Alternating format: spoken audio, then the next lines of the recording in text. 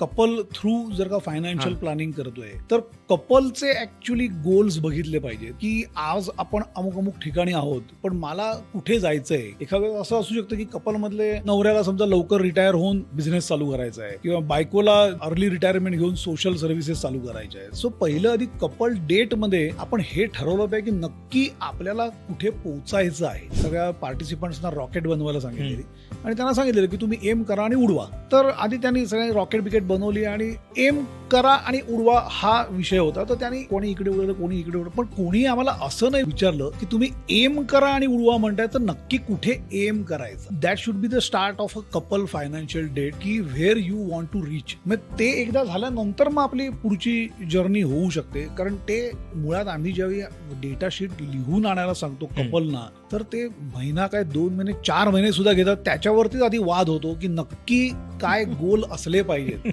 मग ते सगळं कळतं की अरे मग आतापर्यंत केलेलं मी काय होतं मग आता ह्याच्या पुढे काय. पण ऑफकोर्स आम्ही म्हणतो की बेटर लेट दॅन नेव्हर. हे ठरवल्याशिवाय पुढे जाता येणार नाही. माझं तर म्हणणं असं आहे की पहिले गोल सेट केले पाहिजेत आणि मगच पुढे जाता येईल.